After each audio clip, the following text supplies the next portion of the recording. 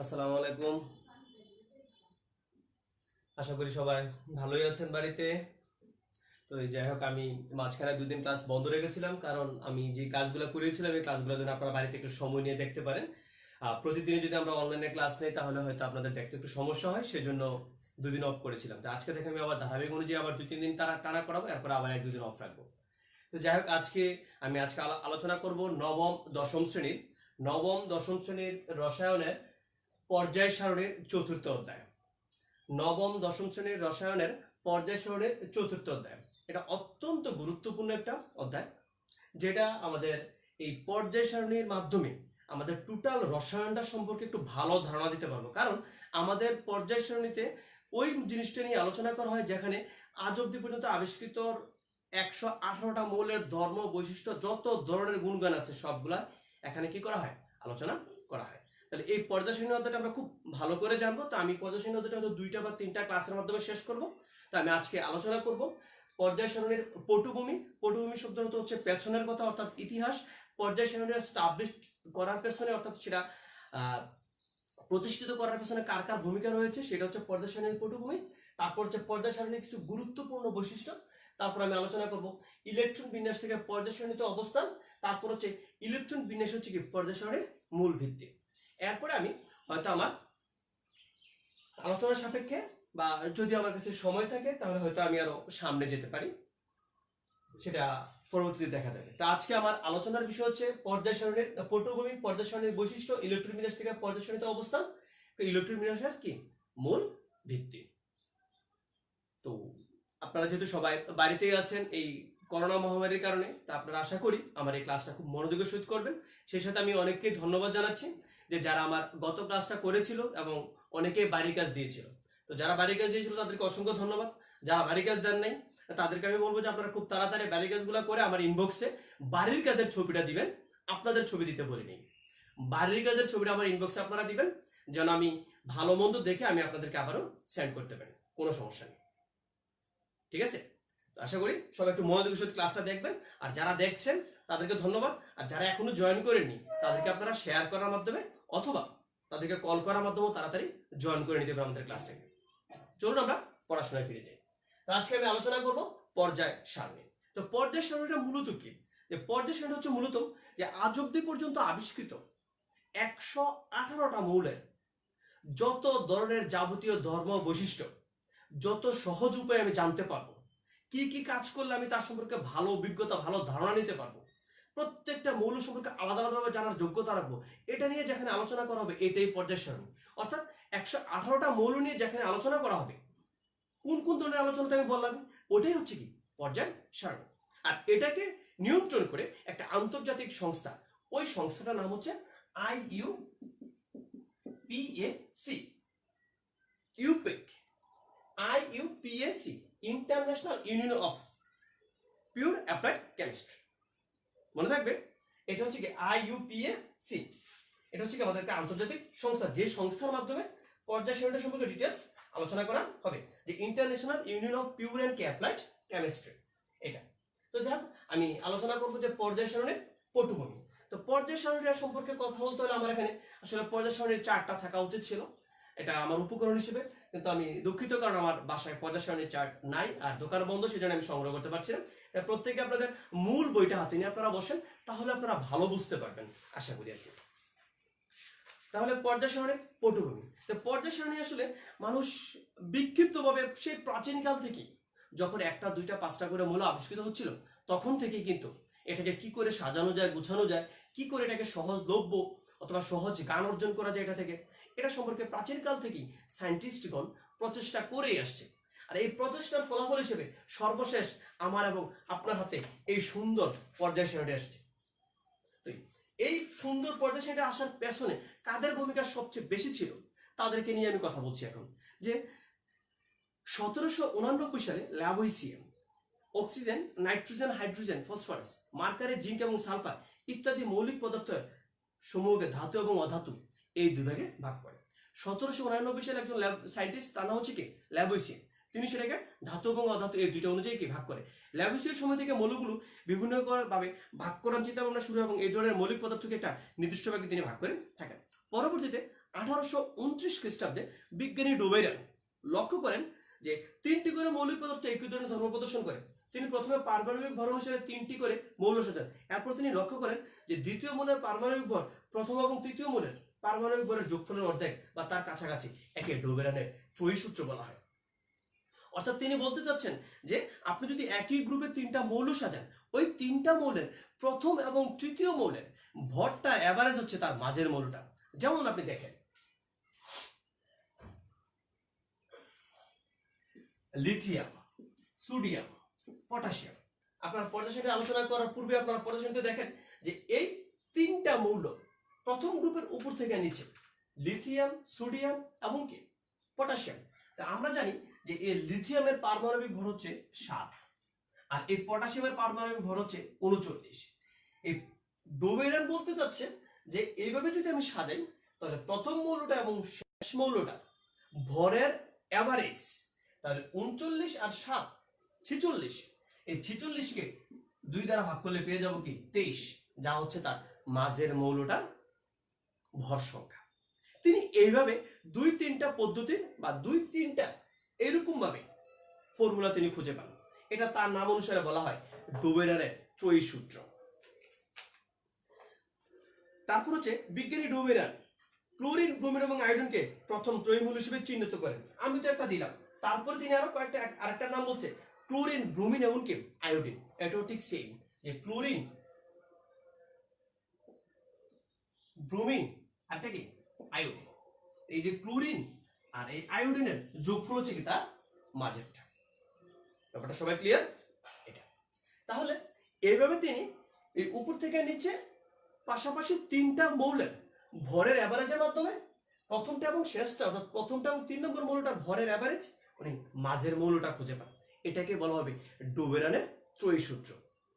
আচ্ছা, পরবর্তীতে 1864 সালে পর্যন্ত আবিষ্কৃত মৌলসমূহের মধ্যে নিউল্যান্ড অষ্টক সূত্র নামে একটি সূত্র প্রদান করেন। কি পরবর্তীতে 1864 সাল পর্যন্ত আবিষ্কৃত মৌলগুলোকে নিয়ে নিউল্যান্ড একটা সূত্র প্রদান করেন, তা অষ্টক সূত্র নামে কি পরিচিত। এই সূত্র অনুযায়ী মৌলসমূহ যদি পারমাণবিক ভরের ছোট থেকে বড় অনুযায়ী সাজানো যায় তবে যে কোনো একটি মৌলের তার অষ্টম মৌলের ধর্মের সাথে কি মিলে যায়। যে পারমাণবিক ভর আমি যদি ছোট থেকে বড় পর্যন্ত সাজাতে পারি তাহলে 8টা মৌল পরপর তাদের ধর্ম এবং বৈশিষ্ট্য মিলে যায়। তো এটাকে বলা হয় কি নিউল্যান্ডের অষ্টক সূত্র। পরবর্তীতে 1869 খ্রিস্টাব্দে রাশিয়ান বিজ্ঞানী মেন্ডেলিভ সকল মৌলের ধর্ম পর্যালোচনা করে একটি সূত্র প্রদান করেন। সূত্রটি হলো মৌলসমূহের ভৌত ও তার রাসায়নিক ধর্মাবলী তাদের পারমাণবিক ভর বৃদ্ধির সাথে পর্যায়ক্রমে আবর্তিত হয়। খেয়াল করবেন কথাটা তিনি কি বলছেন। 1869 সালে বিজ্ঞানী মেন্ডেলিভ সকল মৌলের ধর্ম পর্যালোচনা করে একটা সিদ্ধান্তে পৌঁছান যে মৌলসমূহের ভৌত ও রাসায়নিক ধর্মাবলী তাদের পারমাণবিক ভর অনুযায়ী পর্যায়ক্রমে আবর্তিত হয়। আমি আবার বলছি, পারমাণবিক ভর অনুযায়ী পর্যায়ক্রমে আবর্তিত হয়। এটা ছিল সর্বশেষ মেন্ডেলিভের সূত্র এবং এটার উপরে ভিত্তি করে তিনি প্রথম থেকে শেষ পর্যন্ত প্রায় সবগুলা মৌল তিনি যতগুলো মৌল আবিষ্কৃত হয়েছিল ততগুলো মৌলকে তিনি একটা একটা ঘরে জায়গা দিতে পেরেছিলেন। এবং সবচেয়ে আশার বাণী হচ্ছে তখন পর্যন্ত যে মৌলগুলো আবিষ্কৃত হয়নি, আমি আবার বলছি, তখন পর্যন্ত যে মৌলগুলো আবিষ্কৃত হয়নি ওই মৌলগুলোর ধর্ম বৈশিষ্ট্য কি হতে পারে, তার জায়গাটা কোথায় হতে পারে, এই সম্পর্কে এই মেন্ডেলিভ খুব সুন্দর ভবিষ্যৎবাণী করেছিলেন। যেই কারণে এই মেন্ডেলিভকে পর্যায় সারণীর জনক বলা হয়। কারণ পরবর্তীতে যখন এই মৌলগুলো আবিষ্কৃত হয়েছিল তার কথার সাথে এগুলা মিলে গিয়েছিল। সেজন্যই এই পর্যায় সারণীর জনক বলা হয় কাকে? এই মেন্ডেলিভকে। অবশ্য পরবর্তীতে 1913 সালে একজন সায়েন্টিস্ট, তার নাম হচ্ছে বিজ্ঞানী মোজলে, তিনি একটা নতুন জিনিস আবিষ্কার করেন, পারমাণবিক সংখ্যা। কি আবিষ্কার করেন? পারমাণবিক সংখ্যা। তার এই আবিষ্কারের কারণে ওই মেন্ডেলিভের ওই পর্যায় সূত্রটাকে একটু পরিবর্তিত হয়। মেন্ডেলিভ বলেছিল মৌলসমূহের ভৌত তার রাসায়নিক ধর্মাবলী পারমাণবিক ভর অনুযায়ী, কিন্তু যখন পারমাণবিক সংখ্যা আবিষ্কৃত হয়েছিল তখন সূত্রটা এরকম হয়ে যায় যে মৌলসমূহের ভৌত রাসায়নিক ধর্মাবলী তার পারমাণবিক সংখ্যা অনুযায়ী পর্যায়ক্রমে আবর্তিত হবে। তখনই এই পর্যায় সারণীর এই সূত্রটাকে আধুনিক পর্যায় সূত্র এবং অত্যন্ত সুন্দর এবং গ্রহণযোগ্য একটা সূত্র হিসেবে স্বীকৃতি পায়। কিন্তু পুরো জিনিসটা নিয়ে সবচেয়ে ভালো কাজ করেছিল মেন্ডেলিভ। যদিও পারমাণবিক সংখ্যা মোজলে আবিষ্কার করেছিল, কিন্তু তাই মেন্ডেলিভকেই আধুনিক পর্যায় সারণীর জনক বলা হয়। ব্যাপারটা ক্লিয়ার? এই হচ্ছে কি আমাদের পর্যায় সারণীর পটভূমি। তারপর আমাদের এই 1913 সালে তিনি কি আবিষ্কার করেছেন? পারমাণবিক সংখ্যা আবিষ্কার করেছেন। আর এটা নিয়ে কে কাজ করেছিল? আমি আগে বলেছিলাম যে IUPAC, international union of pure and applied chemistry. তাহলে পর্যায় সারণীর পটভূমিটা আশা করি আপনারা সবাই ক্লিয়ার। তারপর হচ্ছে কি পর্যায় সারণীর বৈশিষ্ট্য নিয়ে আমি আলোচনা করব।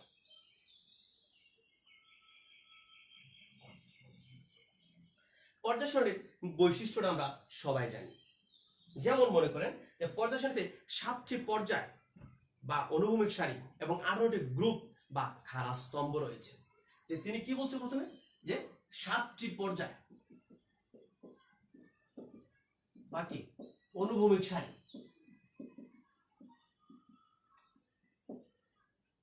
18টি গ্রুপ বা খাড়া স্তম্ভ। কি বলছো কথাটা?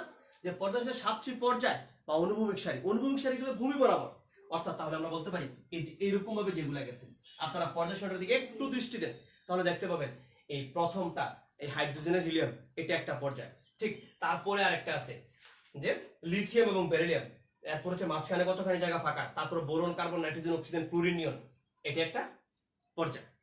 সবাই ব্যাপারটা ক্লিয়ার? তাহলে প্রথম থেকে শেষ পর্যন্ত অর্থাৎ এইভাবে ভূমি বরাবর যেটা যাবে এটা হচ্ছে তার অনুভূমিক সারি বা পর্যায়। আর উপর থেকে যেভাবে এইভাবে নেমে আসছে এই প্রত্যেকটা হচ্ছে এক একটা গ্রুপ। এইটা একটা গ্রুপ, এটা একটা গ্রুপ, এটা একটা গ্রুপ, এটা একটা গ্রুপ। এইভাবে গ্রুপ হচ্ছে কয়টা? 18টা। ক্লিয়ার কথাটা? পর্যায়ে 7টি পর্যায় এবং কি 18টি গ্রুপ আছে। পরবর্তীতে যখন এটা তো বর্তমান 2011 সালের লেটেস্ট, তার আগে যখন আমরা পড়াশোনা করেছিলাম তখন অবশ্য আমাদেরকে বলতো যে 7টি পর্যায় এবং 7টা গ্রুপ আছে। ওই 7টা গ্রুপকে বর্তমানে 18টা গ্রুপে কিভাবে ভাগ করা হয়েছে এটা অবশ্য আপনারা বড় ক্লাসে গেলে একটু ভালোভাবে জেনে যাবেন। তারপর আমি একটু আলোচনা করে দিচ্ছি যে আমরা পড়তাম যে 7টা পর্যায়, 7টি গ্রুপ। কি বলছি কথাটা? 7টি পর্যায় এবং কি 7টি গ্রুপ। ওই 7টা গ্রুপকে আমি ভাগ করতে পারি কিভাবে? যে 7টা এ গ্রুপ, প্রধান group, 1A, 2A, 3A, 4A, 5A, 6A, 7A, 1 to 7A, এই 7টা এ গ্রুপ। তারপর 7টা উপগ্রুপ, তাহলে এই উপগ্রুপগুলোকে নাম দিচ্ছি আমরা বি গ্রুপ। তাহলে 1B, এভাবে কি 7B। এরপর হচ্ছে অষ্টম গ্রুপ। অষ্টম গ্রুপে এরকম উপর থেকে নিচে কলাম ছিল 3টা। কয়টা? 3টা। এরপরে এই 3টা কলাম। 7টা এই গ্রুপের জন্য 7টা কলাম, 7টা বি গ্রুপের জন্য 7টা কলাম, সাথে সাথে 14। আর 3টা অষ্টম গ্রুপ, এও না বিও না, শুধু অষ্টম গ্রুপ, 3টা কলাম।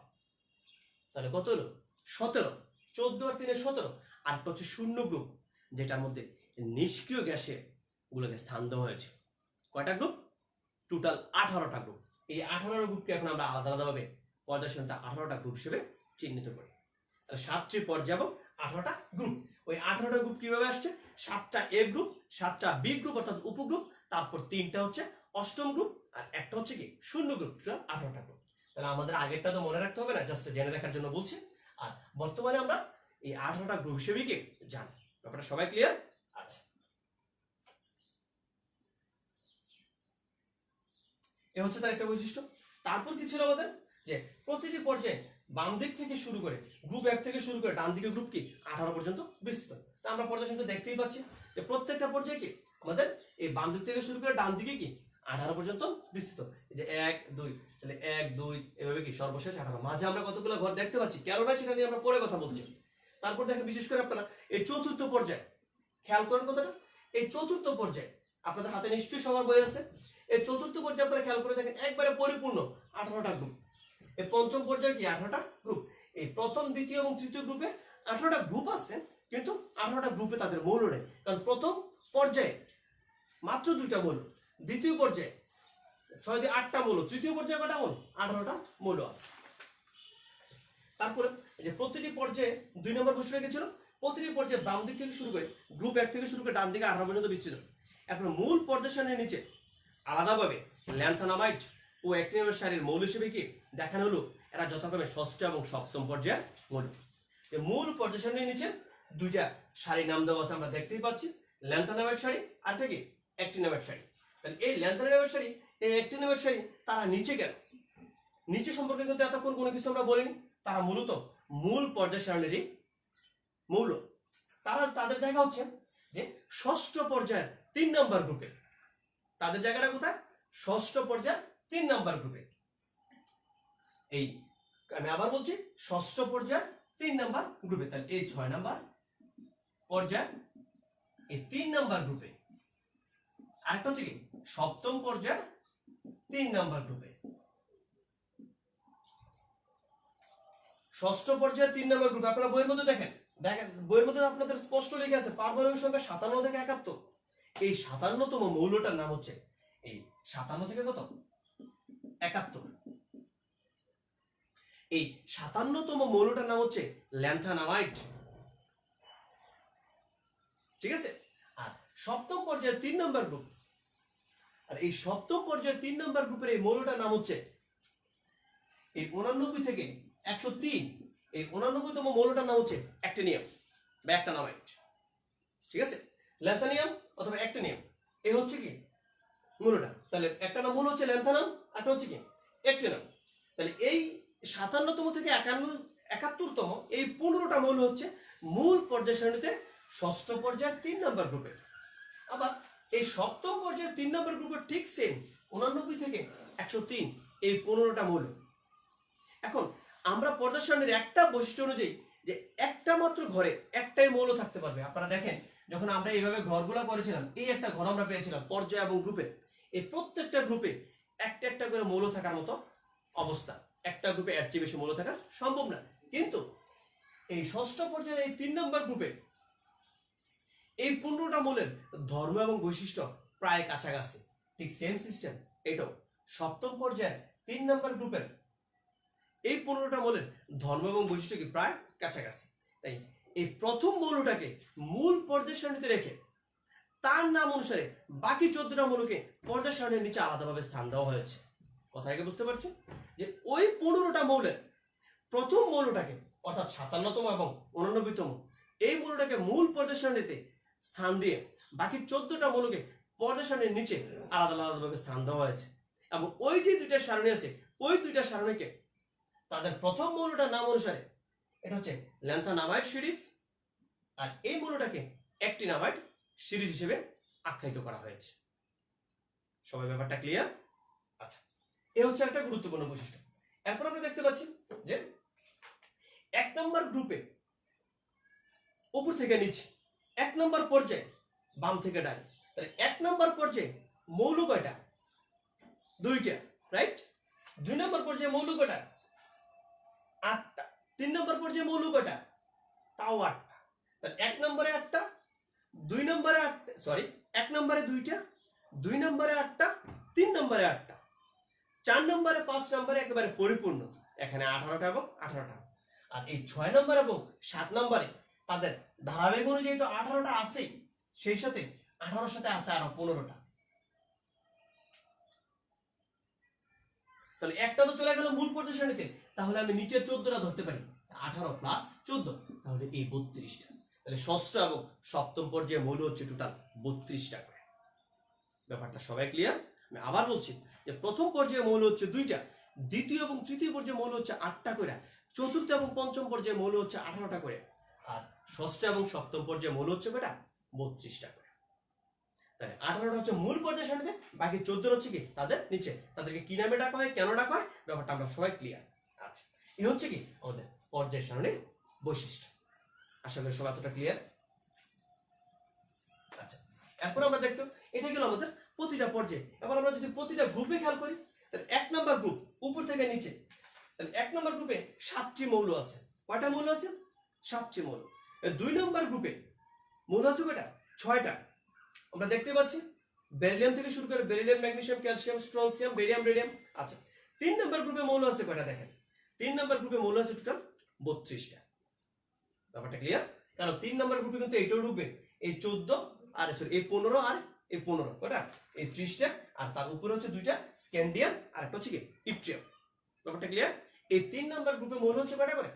32টা করে।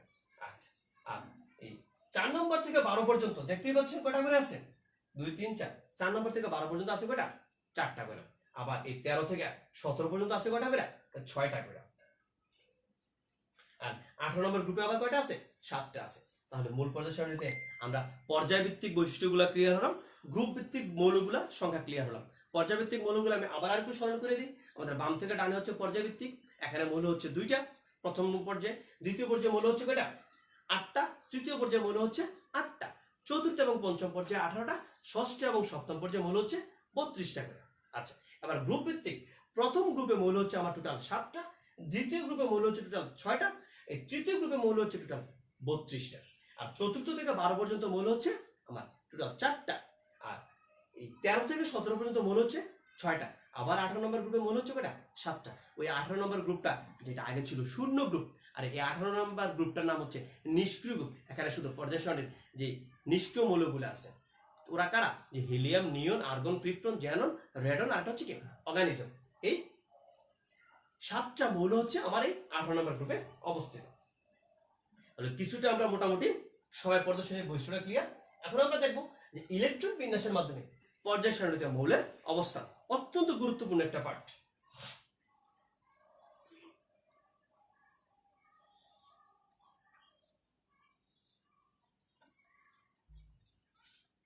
দুই একটা ব্যতিক্রমিতা ছাড়া প্রায় একই নিয়মে আমরা ম্যাক্সিমাম মৌলের পর্যায় সারণীতে অবস্থান নির্ণয় করতে পারব, দুই একটা ব্যতিক্রমিতা ছাড়া। আপনি আসেন যে কি বলছি, যে ইলেকট্রন বিন্যাস থেকে পর্যায় সারণীতে অবস্থান, ইলেকট্রন বিন্যাস থেকে কি পর্যায় সারণীতে অবস্থান আমরা নির্ণয় করতে পারবো। কিভাবে আমরা ইলেকট্রন বিন্যাস থেকে পর্যায় সারণীতে অবস্থান নির্ণয় করব? ইলেকট্রন বিন্যাস থেকে পর্যায় সারণীতে অবস্থান, যে একটা মৌলের যখন আমি ইলেকট্রন বিন্যাস করব তার সর্ববহিষ্ঠ শক্তি স্তরে মোট কয়টা ইলেকট্রন আছে আমাদেরকে দেখতে হবে। সর্ববহিষ্ঠ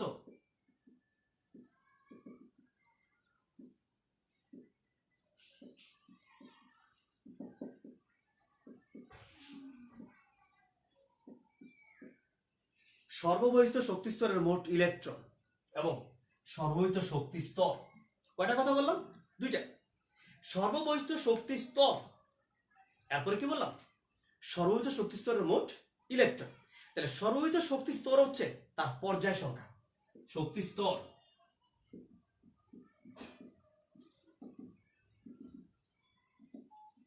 পাঁচটা নোট করে নি।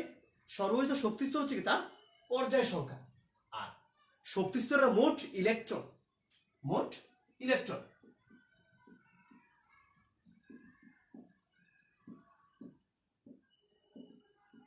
গ্রুপ সংখ্যা। সর্ববহিষ্ঠ শক্তি স্তর হচ্ছে তার পর্যায় সংখ্যা, আর সর্ববহিষ্ঠ শক্তি স্তরের মোট ইলেকট্রন হচ্ছে কি তার গ্রুপ সংখ্যা। দুইটা কথা ক্লিয়ার? কি বলছি?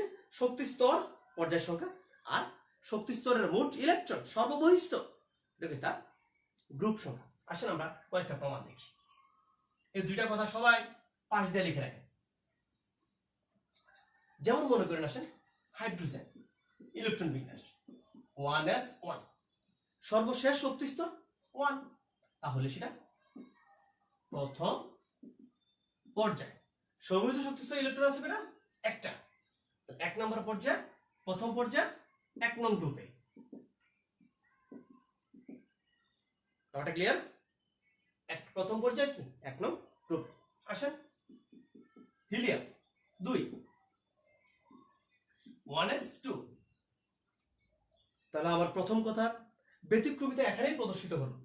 আমি প্রথমে বলেছিলাম যে সর্বশেষ শক্তি স্তর হচ্ছে তার পর্যায় আর শক্তি স্তরের মোট ইলেকট্রন হচ্ছে তার গ্রুপ। তাহলে এখানে কি প্রথম পর্যায় 2 নাম্বার গ্রুপে। দেখুন তো প্রথম পর্যায়ে 2 নাম্বার গ্রুপে এই মৌলটা আছে কিনা? নাই, এটা 18 নাম্বার গ্রুপে। এটার ব্যতিক্রমিতা নিয়ে আমরা পরে আলোচনা করব, কেন আসছে সেটা হচ্ছে তার ধর্ম এবং বৈশিষ্ট্যের কারণে তাকে আমি 18 নম্বর গ্রুপে স্থান দিতে হয়েছে। ঠিক আছে, প্রথম পর্যায়ে 18 নম্বর গ্রুপে। তারপর হচ্ছে কি আমাদের lithium 1s2 2s1, 1s2 2s1 সর্বশেষ শক্তি স্তর এটা। তাহলে দ্বিতীয় পর্যায়ে ইলেকট্রন কয়টা? একটা। তাহলে দ্বিতীয় পর্যায়ে 1 নম্বর গ্রুপে। বুঝে পেয়েছেন? দ্বিতীয় পর্যায়ের কি 1 নম্বর গ্রুপে। তারপর হচ্ছে ভ্যানাডিয়াম 4 1s2 2s2 সর্বশেষ শক্তি স্তর 2, সর্বশেষ শক্তি স্তরে ইলেকট্রন 2টা। তাহলে দ্বিতীয় পর্যায়ে 2 নম্বর গ্রুপে, দ্বিতীয় পর্যায়ে 2 নম্বর গ্রুপে। তারপর হচ্ছে বোরন 1s2 2s2 2p1 সর্বশেষ শক্তি স্তর, সর্বশেষ অরবিটাল আমি বলিনি, সর্বশেষ শক্তি স্তর হলে এখানে 2s 2p তার একই শক্তি স্তর, তাহলে দুটোই সর্বশেষ শক্তি স্তর। ব্যাপারটা ক্লিয়ার? কারণ তাহলে s আর p হচ্ছে তার উপশক্তি স্তর। আগের ক্লাসগুলো করে থাকলে সবাই ক্লিয়ার। আচ্ছা, তাহলে 2s এবং কি 2p। দ্বিতীয় পর্যায়ে 3 নং গ্রুপে দেখেন তো, দ্বিতীয় পর্যায়ে 3 নং গ্রুপে বোরনকে খুঁজে পান কিনা? খুঁজে পাচ্ছেন না। তাহলে কি পেলাম আমি? দ্বিতীয় পর্যায়ে 3 নং গ্রুপে আমরা কেউই খুঁজে পাচ্ছি না। না, দ্বিতীয় পর্যায়ে 3 নং গ্রুপে না, এটাও ব্যতিক্রমিতা প্রদর্শন করে। তাহলে এখানে আবার আরো একটা কথা বলবো আমি, যে দ্বিতীয় এবং তৃতীয় পর্যায়ের মৌলসমূহের ক্ষেত্রে, আমি আবার বলছি, দ্বিতীয় এবং তৃতীয় পর্যায়ের মৌলসমূহের ক্ষেত্রে যদি সর্ববহিষ্ঠ শক্তি স্তরে 3টা ইলেকট্রন অথবা তার বেশি, আমি আবার বলছি, দ্বিতীয় এবং তৃতীয় পর্যায়ের মৌলসমূহের ক্ষেত্রে যদি সর্ববহিষ্ঠ শক্তি স্তরে 3টা বা তার বেশি হয়, 3 হলেও চলবে, 4 হলেও কন্টিনিউ হবে, 3টা বা তার বেশি হলে তার সাথে 10 যোগ করতে হয়। যদি 3 হয় তাহলে 3 এর সাথে 10 যোগ করে 13 নম্বর গ্রুপে। যেমন দেখেন বোরন 2 একে 3, 3 এর সাথে 10 যোগ করলে কি 13 নম্বর গ্রুপ। আমরা ব্যাপারটা সবাই ক্লিয়ার? আবার যদি 4 হতো 14 নম্বর গ্রুপ। আপনি খুঁজেই দেখেন, পাবেন। কার্বন, কার্বন হচ্ছে 6 1s2 2s2 2p2। তাহলে কি পেলাম? দ্বিতীয় পর্যায়ে সর্বোচ্চ শক্তি স্তর আছে কয়টা? 4টা। 4 এর সাথে কত যোগ? 10 যোগ। তাহলে দ্বিতীয় পর্যায়ে 14 নং গ্রুপে। দেখেন তো খুঁজে পেয়েছেন কিনা সবাই? আশা করি পারবেন। দ্বিতীয় এবং তৃতীয় পর্যায়ের মৌলগুলো ঠিক সেম, যে প্রথমটা তো গেল। দ্বিতীয় এবং তৃতীয় পর্যায়ে 3টা বা তার বেশি হলে তার থেকে 10 যোগ করে গ্রুপ সংখ্যা নির্ণয় করতে হবে। আবার আমরা যাব চতুর্থ এবং কি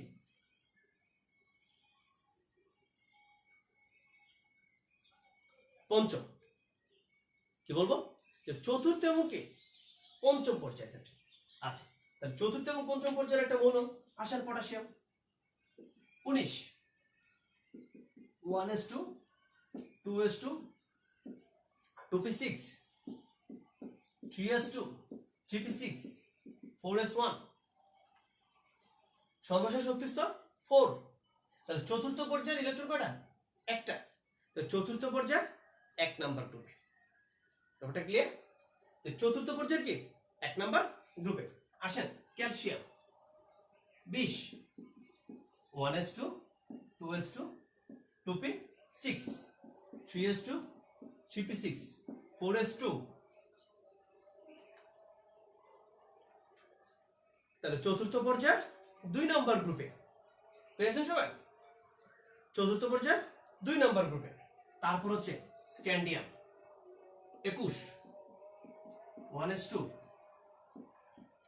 2p6 3s2 3p6 4s2 3d1। 4sp তে গিয়ে না গিয়ে 3d তে কেন যাবে এটা আগে ব্যাখ্যা করা হয়ে গেছে। তাহলে 3d1। তাহলে এই মুহূর্তে সর্বশেষ শক্তি স্তর কিন্তু 4, তাহলে এটা ঠিক আছে 4। তাহলে চতুর্থ পর্যায়ের সে মৌল সর্বোচ্চ শক্তি স্তর ইলেকট্রন কয়টা? একটা। তো চতুর্থ পর্যায়ের 2 নম্বর গ্রুপে আমি একটু আগে একটা মৌল পেয়েছিলাম, সেটা হচ্ছে ক্যালসিয়াম। তাহলে চতুর্থ এবং পঞ্চম পর্যায়ের মৌলসমূহের ক্ষেত্রে এই কথাটা মনে থাকবেন, মনে রাখবেন যে চতুর্থ এবং পঞ্চম পর্যায়ের মৌলসমূহের ক্ষেত্রে সর্ববহিষ্ঠ শক্তি স্তরে ইলেকট্রন সংখ্যা, সেই সাথে তার এই ডি অরবিটালে কয়টা ইলেকট্রন আছে ওই দুইটার যোগফল হবে তার গ্রুপ সংখ্যা। সবাই ব্যাপারটা ক্লিয়ার? চতুর্থ এবং পঞ্চম পর্যায়ের মৌলসমূহের ক্ষেত্রে সর্ববহিষ্ঠ শক্তি স্তরের ইলেকট্রন এবং ডি অরবিটালের ইলেকট্রন হবে কি তার মোট গ্রুপ সংখ্যা। তাহলে আমি প্রথম থেকে আবার আসি। তাহলে সর্ববহিষ্ঠ শক্তি স্তর হচ্ছে কি তার পর্যায় সংখ্যা, শক্তি স্তরের মোট ইলেকট্রন হচ্ছে কি তার গ্রুপ সংখ্যা। এভাবে চলে। দ্বিতীয় এবং তৃতীয় পর্যায়ের ক্ষেত্রে ব্যতিক্রমিত হচ্ছে যদি সর্ববহিষ্ঠ শক্তি স্তরে 3টা ইলেকট্রন বা তার চেয়ে বেশি হয়, তার সাথে 10 যোগ করে পর্যায় সারণীতে তার ইলেকট্রন সংখ্যা নির্ণয় করতে হবে। এরপরে হচ্ছে আমাদের চতুর্থ এবং পঞ্চম পর্যায়ের মৌল সময়ের ক্ষেত্রে যে সর্ববহিষ্ঠ শক্তি স্তরে ইলেকট্রন সংখ্যা এবং ডি অরবিটালের মোট ইলেকট্রন সংখ্যা যোগ করে তাকে পর্যায় সারণীতে অবস্থান নির্ণয় করতে হবে। সবার ব্যাপারটা ক্লিয়ার? আচ্ছা, এ হচ্ছে পর্যায় সারণীতে যে কোনো মৌলের ইলেকট্রন বিন্যাস নির্ণয়। আমরা সবাই পারবো? আচ্ছা, এইভাবে আমি 1 থেকে 30 পর্যন্ত, কয়টা আমার 1 থেকে এই 30 পর্যন্ত মৌলগুলার ইলেকট্রন বিন্যাস গত ক্লাসে ছিল। আজকে আমি এই 1 থেকে 30 পর্যন্ত মৌলগুলার পর্যায় সারণীতে অবস্থান নির্ণয় করা শিখব। এটা আপনাদের বাড়ির কাজ থাকবে। আপনারা কাজটা করে স্ক্রিনশট নিয়ে বা ছবি তুলে আমার ইনবক্সে অথবা আপনাদের কমেন্টস বক্সেও জানিয়ে দিতে পারেন। আচ্ছা, এই হচ্ছে কি ইলেকট্রন বিন্যাস আমাদের পর্যায় সারণী থেকে অবস্থা। এরপরে আমি আরেকটা আলোচনা করব, ইলেকট্রন বিন্যাস হচ্ছে পর্যায় সারণীর মূল ভিত্তি। যে সাধারণত পর্যায় সারণীটা আবিষ্কৃত হয়েছে বা স্টাবলিশড হয়েছে তার ভর সংখ্যা, তার পরবর্তীতে প্রোটন সংখ্যা। কিন্তু ওই প্রোটন সংখ্যার যেহেতু ইলেকট্রন সংখ্যা সমান, তাই প্রোটন সংখ্যার বিন্যাসই হচ্ছে কি ইলেকট্রন সংখ্যা বিন্যাস। তাই পর্যায় সারণীতে মাঝে মধ্যে যে 2-1টা বাধা বিপত্তি হয়েছিল, এই প্রত্যেকটা বাধা বিপত্তি অতিক্রম করা গেছে তার ইলেকট্রন বিন্যাসের মাধ্যমে। সর্বপ্রথম যেটা আমরা এতক্ষণ দেখে আসতাম, যে কোনো মৌল যে কোনো জায়গায় যদি আমরা আটকে গেছি, তার ইলেকট্রন বিন্যাসের সাথে স্বাভাবিক নিয়মের ব্যতিক্রমে কিছু প্রদর্শন করার মাধ্যমে পর্যায় সারণীতে তার অবস্থান আমি কনফার্ম করতে পারছি। তারপরে একটা মৌল, এটা হচ্ছে আমাদের আর্গন এবং পটাশিয়াম। যে আর্গন,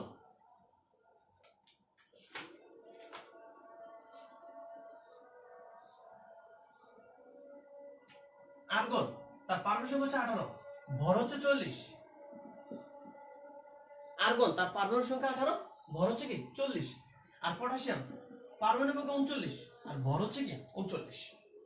তাহলে দেখেন তো পারমাণবিক সংখ্যা 18, এটার পরে হচ্ছে এটা, তা 18 যদি ভর 40 হয়, তাহলে পটাশিয়ামের ভর আরো বেশি হওয়ার কথা, কিন্তু না, পটাশিয়ামের ভরটা একটু কম। তাহলে এই ব্যতিক্রমিতার সমস্যাটার সমাধানও আমরা কিন্তু তার পারমাণবিক সংখ্যা বিশ্লেষণ অর্থাৎ ইলেকট্রন সংখ্যা বিন্যাসের মাধ্যমে পর্যায় সারণীতে তার অবস্থানটা আমরা কনফার্ম করতে পেরেছি। তাহলে এরকম নানা জটিলতা আমরা এই ইলেকট্রন বিন্যাসের মাধ্যমে দূর করতে পারি বলেই এই ইলেকট্রন বিন্যাসকে পর্যায় সারণীর মূল ভিত্তি হিসেবে ধরা হয়। তা আজকে এতটুকুই। আমি কালকে পর্যায় সারণীর বাকি অংশটুকু নিয়ে আসবো। ততক্ষণ পর্যন্ত আপনারা সবাই আমার আজকের এই নির্ধারিত বাড়ির কাজগুলো করুন। বিশেষ করে নবম শ্রেণী এবং দশম শ্রেণীর আমি সবাইকে বলব যে আমার এই বাড়ির কাজগুলো যেন আপনারা করেন, তাহলে আমি বুঝতে পারি যে আমার ক্লাসটা আসলে কয়জনে করছে, কয়জনে দেখছে। ঠিক আছে কথাটা?